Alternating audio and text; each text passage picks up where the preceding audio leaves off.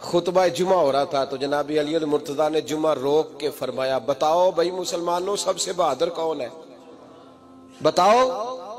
لوگوں نے کہا حضور آپ ہی سب سے بہادر ہے، زمانہ جانتا ہے۔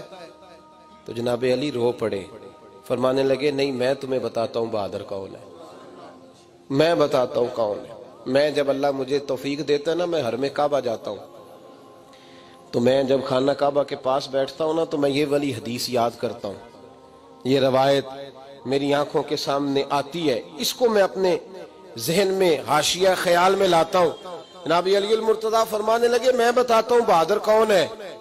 جناب کون ہے؟ فرمانے لگے ایک دن ایسا بھی آیا کہ مکے کے سارے سردار کٹھے ہو کے محبوب پاک پہ حملہ کرنے لگے، حضور کو گرا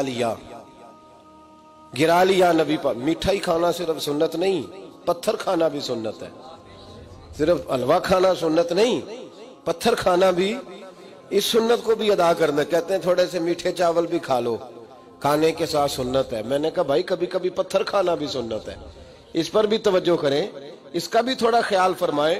کہتے ہیں حضرت علی کے کفار مکہ نے نبی پاک صلی اللہ علیہ وسلم کو گرا لیا اور معاذ اللہ تشدد کرنے لگے۔ فرماتے ہیں کوئی زور زور سے پکار رہا تھا، میرے کانوں میں آواز آئی جب میں گھر میں تھا، کوئی زور زور سے پکار رہا تھا، اور وہ کیا کہہ رہا تھا؟ کوئی ابو بکر کو خبر کرو، کوئی صدیق اکبر کو بتاؤ کہ قریش مکہ محبوب علیہ السلام کو تکلیف دے رہے ہیں، بتاؤ۔ حضرت علی کہتے ہیں جب تک میں باہر نکلا تو میں نے ابو بکر کو دوڑتے ہوئے دیکھا، صدیق اکبر کے پیروں میں جوتا کوئی نہیں، سر پہ ٹوپی کوئی نہیں، تینوں لب دیاں آپ گواچے، سانو اپنی خبر نہیں کوئی۔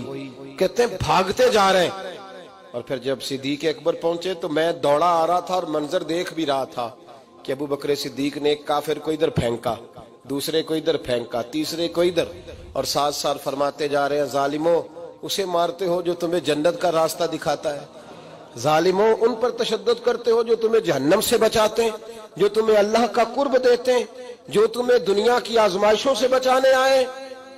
کہتے ہیں جب جناب صدیق اکبر نے دیکھا کہ پیچھے نہیں ہٹ رہے، بڑا مشکل کام نہیں کسی کے حصے کی مار کھانا، دین کا نام لے کے اپنا قد اونچا کرنا بڑا آسان ہے، لیکن 4 اینٹیں اٹھا کے کسی مسجد میں لگانی پڑ جائیں تو لوگوں کی شان میں کمی آتی ہے معاذ اللہ۔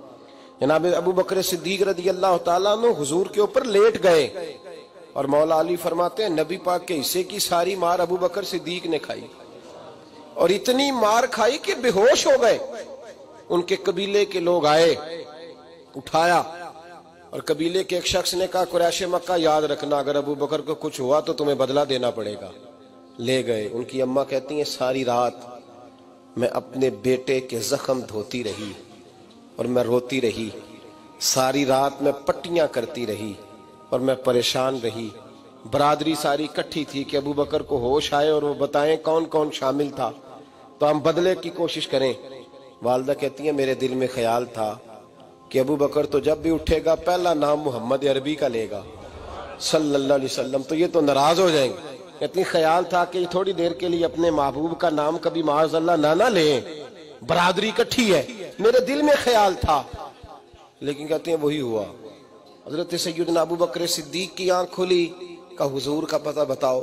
اماں کہتی ہیں میں نے کان میں کہا ابو بکر ذرا ٹھہر جا، برادری ساری کٹھی ہے، تو حضور کا نام لے گا تو چلے جائیں گے۔